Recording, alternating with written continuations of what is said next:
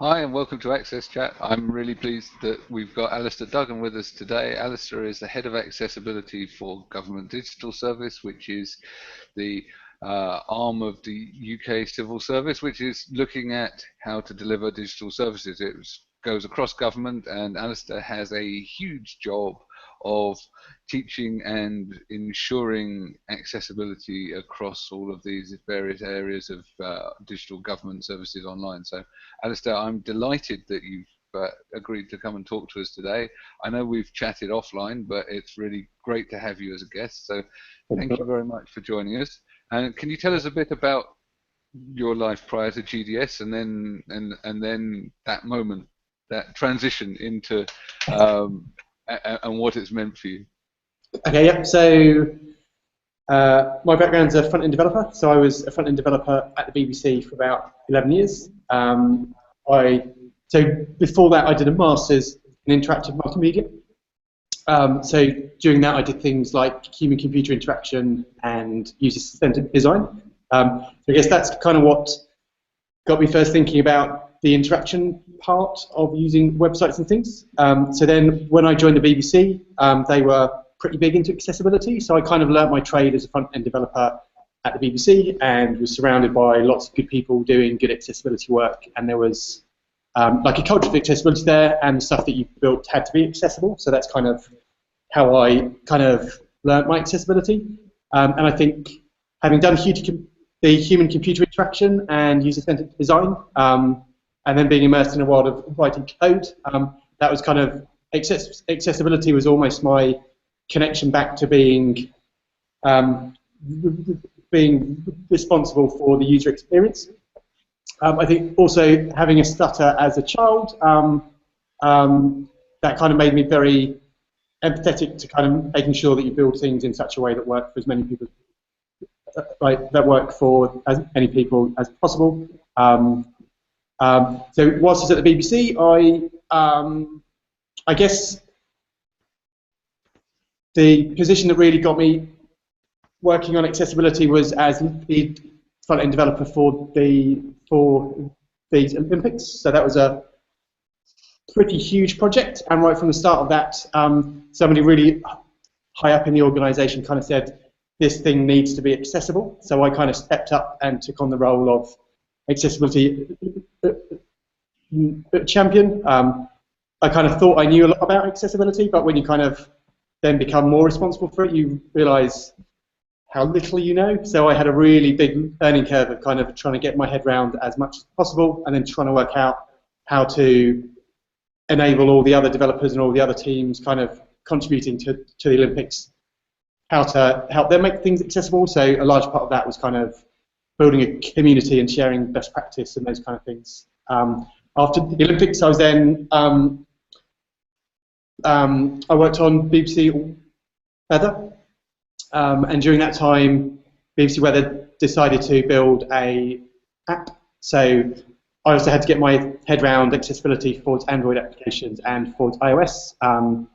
And there's not really many standards and guidelines around for that. So that was a really interesting challenge of working out how to do that. But that was kind of, once you understand the principles of something being perceivable, understandable, and robust, you can kind of apply that to anything. It's kind of technology agnostic. So there's a big piece of work there of just kind of ensuring that the team that was developing the apps were considering accessibility throughout, and we did got some feedback from people using assistive technologies, making sure it worked. And that was, I think, certainly the first iOS app that the BBC had that was fully VoiceOver compatible. After that, I was lead front-end developer at the Money Advice Service. So there I was responsible for taking an old legacy website which wasn't accessible and essentially rebuilding it and making sure that accessibility was there from the front, was considered from the start. So there was a job of kind of not only building a team of developers to help make things accessible, but also making sure that content and design were also kind of up to speed with what accessibility is, and making sure that they were considering accessibility as well. After that, I was a front-end developer for PensionWise, which was a government service for helping people understand their options with pensions. And I didn't do a lot of development on that, if I'm honest, because it was kind of quite a simple project, and it was already following government digital service kind of design principles. But we had a big team of user researchers that were doing lots of user research, so that was kind of my exposure into real user-centered design, and also kind of government services that involved offline parts as well as online parts. And then I became head of accessibility at GDS about 8 or 9 months ago. I just saw a job advert for it. It was kind of my dream job, if I'm honest. That's interesting, because I thought, oh God, that looks like a nightmare. Yeah, no, so GDS were doing amazing things, kind of focusing on user needs,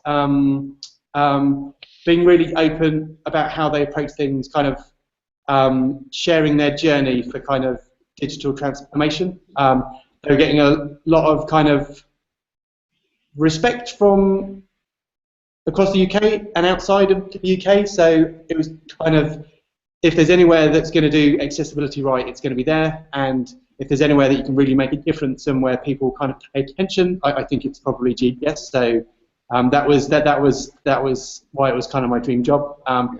It was really interesting then joining government and realising how big and complex government actually is. That's why I said that was really sort of ooh.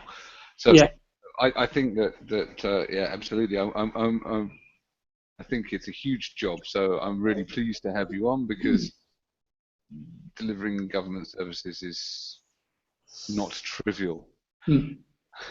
Yeah, yeah, and I think that's where the real challenges come in, of kind of how you scale this stuff and how you empower and enable people to make things accessible. I think far too often, kind of a policy gets set, and then there's people that kind of try to enforce that policy and wave fingers and tell people off if they're not doing it right, but then don't offer any kind of support to help people make things accessible.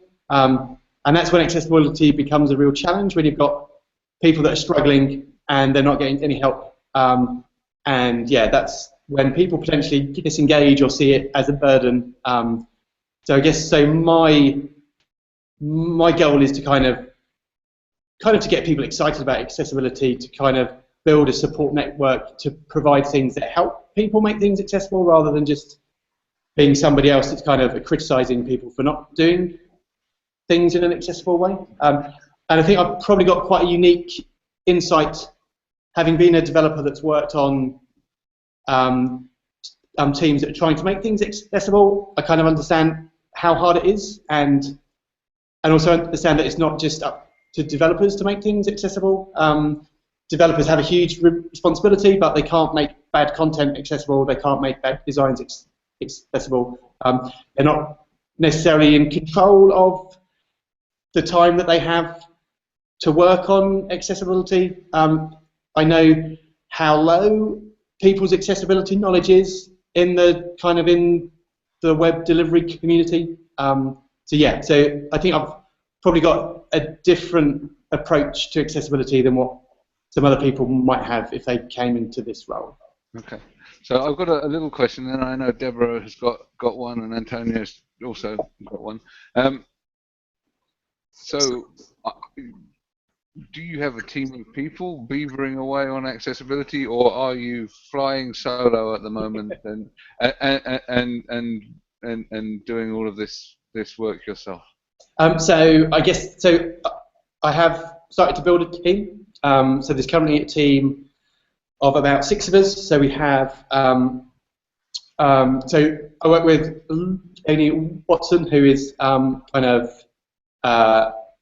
amazingly knowledgeable about accessibility. So I'm very fortunate to have somebody with that level of expertise to kind of help me. I have someone called Richard Morton, who has been working in accessibility, kind of doing reviews and audits for the last 10 years. So he's got a really good insight from like a WCAG point of view, and how to look at things and point out what the barriers might be and give people advice. I've got a user researcher on the team that is helping us to actually understand how people are approaching accessibility, the challenges that they're facing, and the kind of support that is missing, so that we can actually come up with some, so that we can work out what things to approach first that will have the most impact, that will kind of help people the most.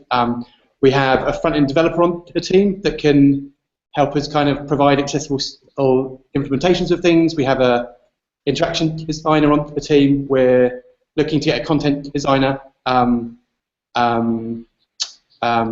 have somebody that's been kind of helping us to grow and build a community. So, as you say, so government is far too big for a single team to be responsible for making everything accessible.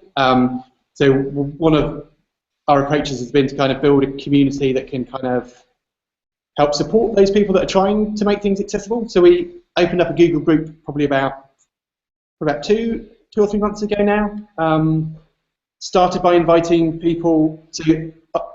I spent the first kind of 6 months of the job traveling around the country, meeting different teams, partly trying to raise awareness about accessibility, but also trying to understand how that they were approaching it and the challenges that they were having. And I was also trying to meet people that were doing good accessibility work, that were passionate, that were enthusiastic, and kind of had some kind of experience. So these are the first people that I invited to the community. There were probably 30 or 40 people. We then opened the community up to absolutely anybody in government that was trying to deliver services and make them accessible. So we now have about 320 people. There's a mixture of kind of content people, designers, developers, product owners, testers, some people that aren't working on delivery teams but have access needs themselves, so they can kind of share first-hand experience of using assistive technologies or the kind of barriers that they run into. And the idea there is that there's a place that people can go and ask questions, and then people, not just me, because I can't spend my whole all the time that I've got answering questions. There's a community that can answer questions, can share experience, point people in the right direction, connect people to other people that might be able to help. And we've been really blown away by how quickly that community has grown, but also how any conversations are going on and how many people are taking part. There is a fear that you start a community and then just nobody kind of uses it. But I think it kind of shows there's this thing that people do care, but there's also this side that people really do need help. So if you kind of start providing a way to get some help, people are jumping at it. I think we found that too. When we started this, we had no idea how much people would engage or what the numbers would be. Deborah, I know you've got a question. Yes, Alistair, you've already addressed part of my question, but I think that you building a community and learning from each other really it's critical, and we've seen that being done.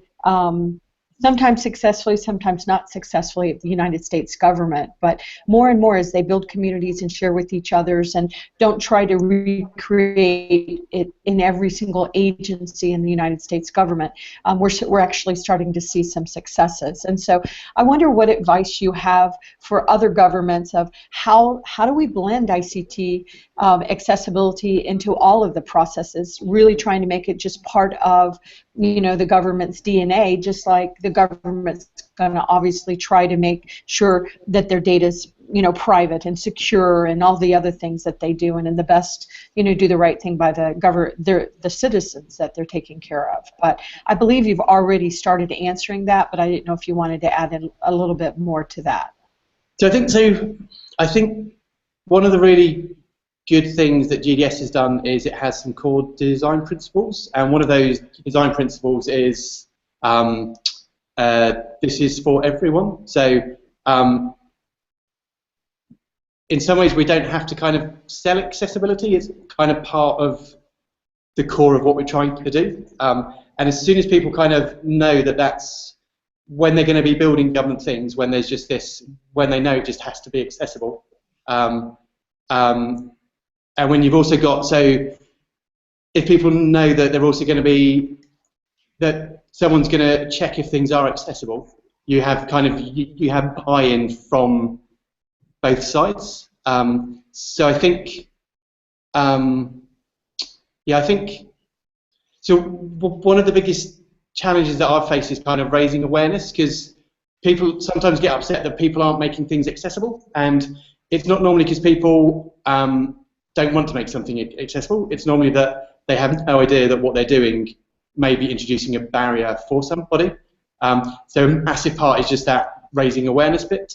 So I think, and that's also one of the goals of the community, by having lots of stuff being talked about. There's lots of things that, like, content people are hearing about user research things, developers are hearing about design things, so you're just generally raising awareness about everything. Right, right. And tapping into innovation, which is very exciting to see. Yeah, so I think the other thing is kind of helping to spread that message that making things easy for people to use and making things that accommodate the full range of functional abilities that people have, that will actually make your things more usable for everybody. And again, I think that's something that that's kind of one of, like, the core, like, part of the design principles of GDS, about, like, making things, like, focusing on the user and making things simple to use. When you've got people understanding that that's how we do things, accessibility becomes really easy to sell, because it's just an extension of making sure that things are easy to use and that it can be used by as many people as possible.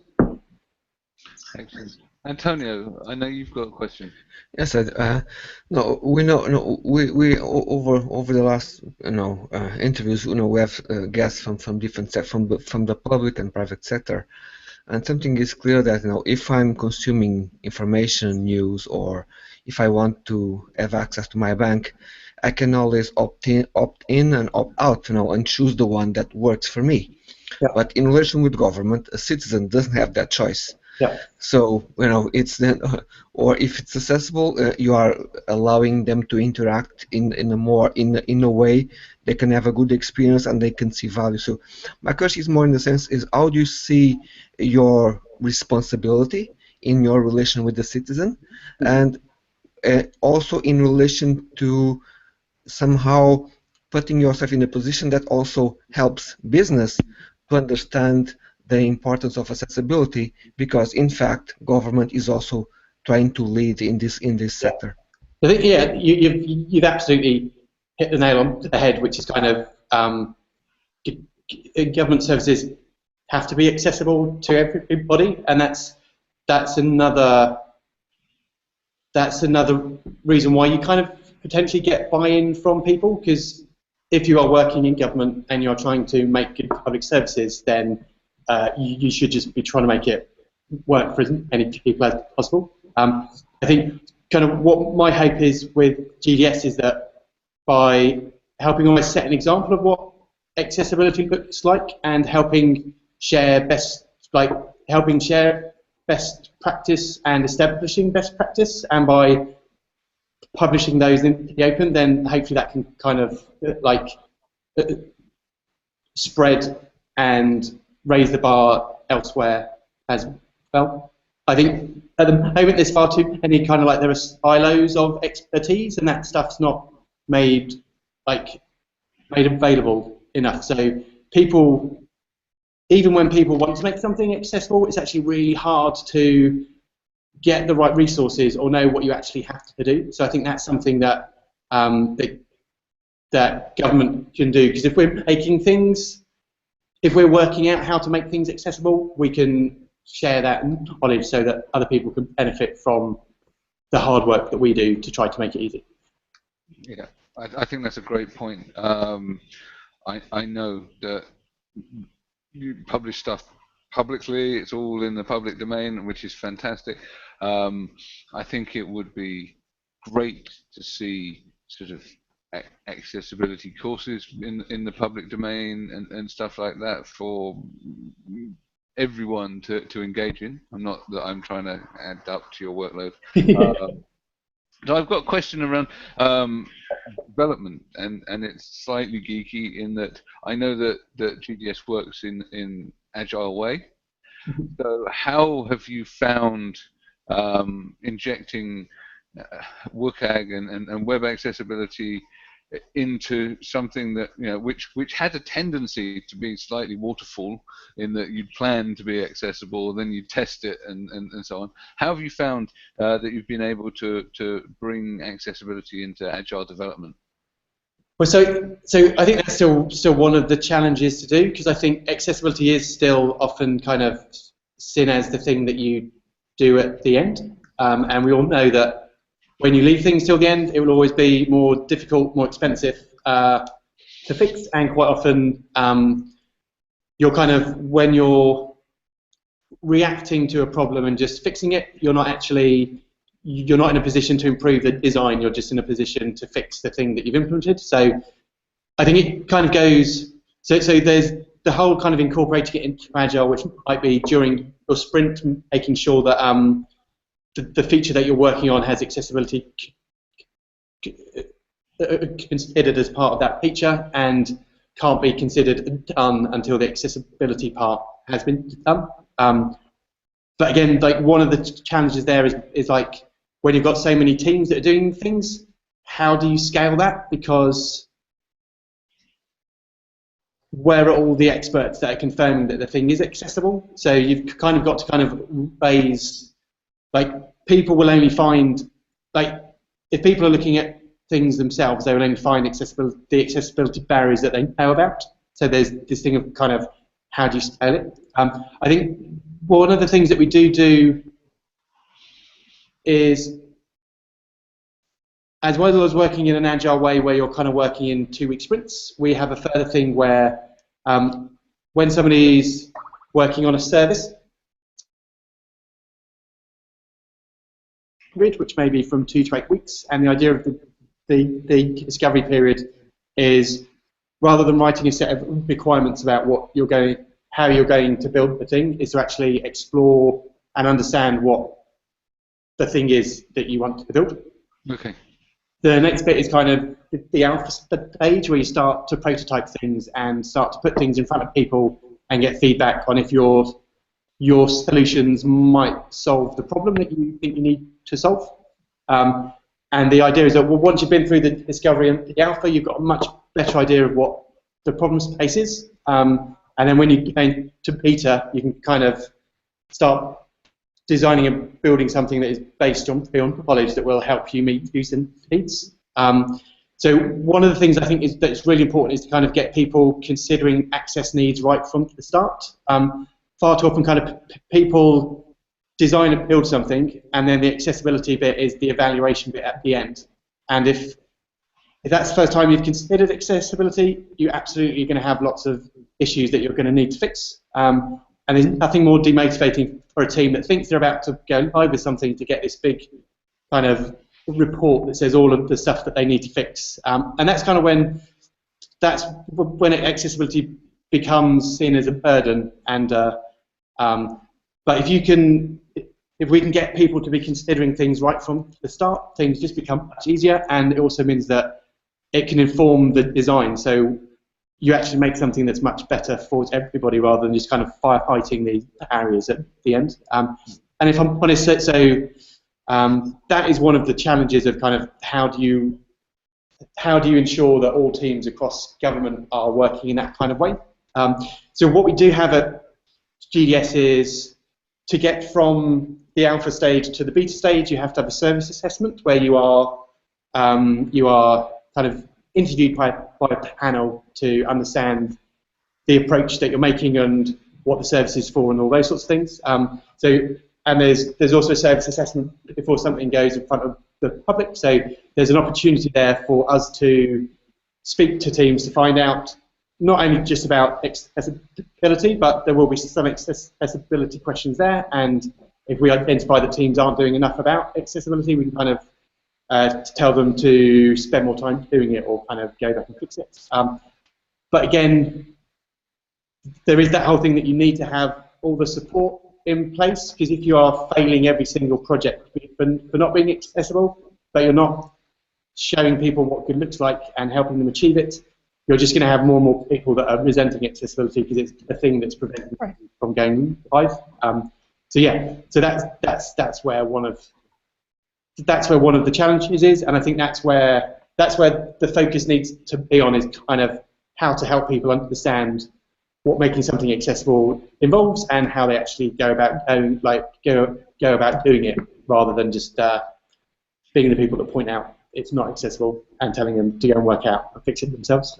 I've been at both. I've played all of those roles. Yeah. The person that's sort of throwing the spanner in the works.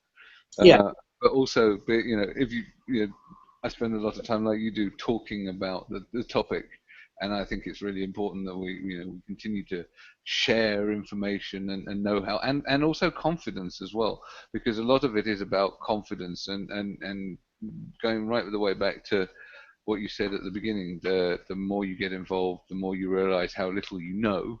Yeah. I feel more ignorant now than I did when I started 15 years ago.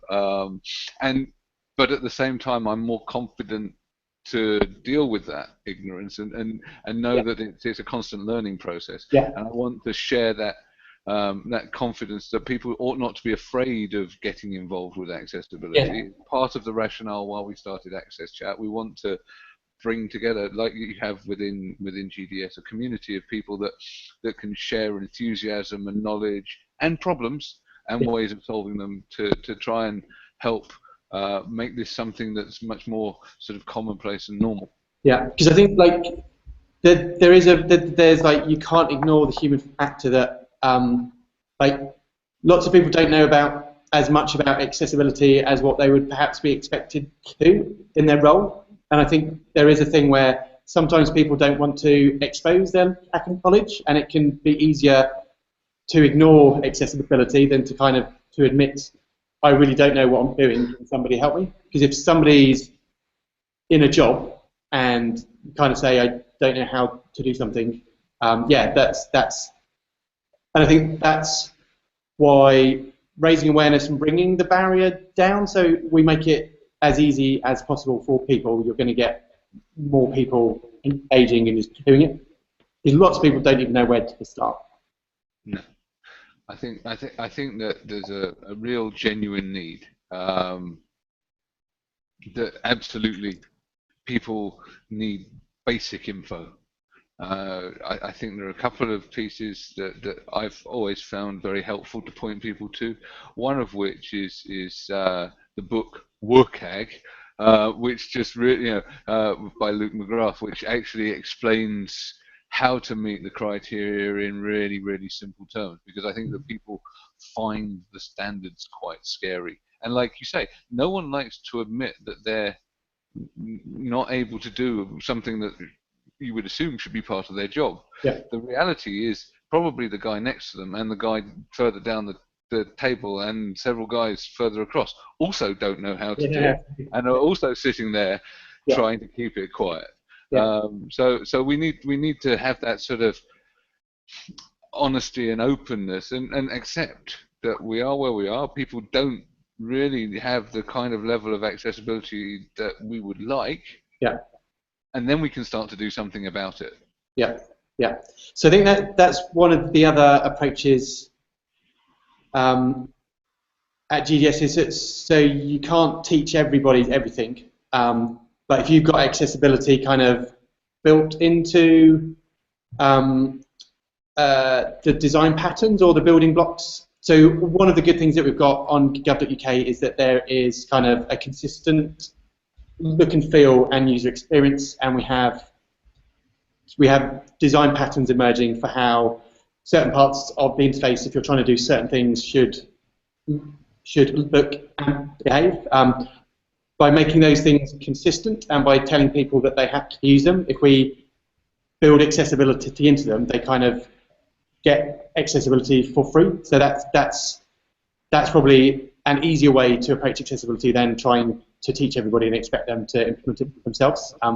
But there needs to be a bit of both, because otherwise, if they do have to build something themselves or design something themselves, they're you don't want them to always be a kind of a ground zero. So. Yeah. I That's agree. great. I think that's really well said too, Alistair. Because if you don't build it into really, we use the word DNA, but into the templates, I thought it was true what both you and Neil were saying. The more I got into accessibility, the more I realized I didn't know anything. And that's intimidating to people, and sometimes people use it as a reason not to do it. And so making it safe to join the conversations and sharing the data. And I've trained over the years many companies and governments and everything on this. And sometimes I remember starting out because I used to be a programmer. And I would say, well, start building into your templates and make sure it's part of your authoring guides and your style guides. And I started having programmers telling me, well, we don't use those anymore. And I thought, well, you have to template it. So I think, we need people like Neil and Antonio and myself and others. And I think that's one reason why Access Chat has been so successful, because we don't want to join the conversation. We want them to be welcoming. We want them to be successful. But I think you have such a big role to play, Alistair, because you just have so much to do, and you have so many citizens counting on you, and not just the citizens you're responsible for, but the global citizens as well. They're saying, okay, if y'all can do it right, then we'll follow you. Yeah. So I think, how do we make it safe, which I think we're doing, to make sure that we can continue to include everybody. I've really enjoyed listening to you today. Thank you. Yeah, no, it's a big challenge, but I think we can get there, and I think by collaborating and by sharing and being open, and by making it a inclusive place to learn and to share, I think that we can make vast improvements in accessibility across the web. Yeah. No, in the past, since the moment that we started Access Chat, I end up in situations where people end up, can I talk with you on Skype? Can you just clarify that tweet? I'm very, there's something important there, but can you I prefer to talk with you on Skype because I don't want to reply, and then I may end up not knowing what I'm talking about. Yeah. And then I end up, I'm collecting Skype calls in relation to the work and the tweet that we're doing, because we found that it's really important to talk outside the community and sometimes translate what we're talking about in order to inform the people who have a genuine interest, but sometimes they don't feel confidence, or they are insecure in the way in understanding the communication and replying. So it's interesting that we're able to do that bridge. Yeah. And I think that's something that we're also finding with the community that we've built. There will always be people that just kind of read what's going on and not participate, again, because they are almost kind of scared of exposing that they don't know something. So there is that thing of how do you make the community even more friendly so that as many people as possible will get involved and not think, I can't ask this question because people are going to think I'm stupid, or right. Yeah. So I've just got one sort of additional sort of thing to cover, and then we'll close, because I think we're pretty much on the half hour. When we were in Sweden a few months back, we were talking about the use of images within UK government sites and gov.uk and so on, and you were saying that there was a common misconception that you can't use images because they're not accessible. Yeah. And I thought that was a really good example of a sort of almost like an accessibility meme, which has gone a bit astray, and it's down to that sort of lack of community. So how do we get it out there that it's okay to use images, that actually they're quite good, they're very good for people like me who are not so good with text, but yet we've still got to do the stuff, do the alt text, do the important work to make it really inclusive, because I think that if anyone was going to level any criticism at gov.uk, and it is an exemplar site, it's that it's very text heavy. So from a dyslexia point of view, it's quite hard. And I know that you've discussed previously that it's something that you want to address. Yeah. So I guess that there's a few points there. There is that whole thing of kind of just raising awareness of different access needs, because even something like the Web Content Accessibility Guidelines, it kind of ignores, or it doesn't help with a lot of the cognitive stuff. So I think that's a place where a lot of people come from that do have accessibility knowledge. So I think there is that thing of, like, we need to get away from people just trying to kind of achieve technical conformance. You need to get to a place where people are trying to make things as usable as possible for as many people as possible. But there is also that piece that you've just mentioned of kind of having to raise awareness of what different access needs people have, because far too often people kind of consider accessibility to be blind screen reader users, and we all know that it touches much more than that. So there's that raising awareness piece of that. I think, yeah, how we do that. So hopefully, I'm hoping to get the chance to kind of publish stuff in the GDS service manual that will kind of help to share what different, so rather than treating accessibility as a checklist of things that you need not to do, if you actually understand what the barriers are that people have and what some of the solutions are to overcome those barriers, then you get to incorporate that more into the design and the implementation. So I think that's an example where if you understand that images actually help some people, you can help people realise that actually they can and should be using them. Yeah, that might have been a bit of a rambling answer there. But that's okay. but I think that actually, putting stuff in the service manual, teaching people empathy, is really key, and I think it's part of everyone's mission here. You, me, Deborah, Antonio, our previous guests. It's about creating that understanding. So, thank you for adding to that corpus of knowledge. You know, we're really delighted that you could join us today, and we look forward to you joining us tomorrow night on Twitter. Thank you, Alistair. Thank you for having me. Thank you, Alistair. You were amazing. You were amazing. Thank you.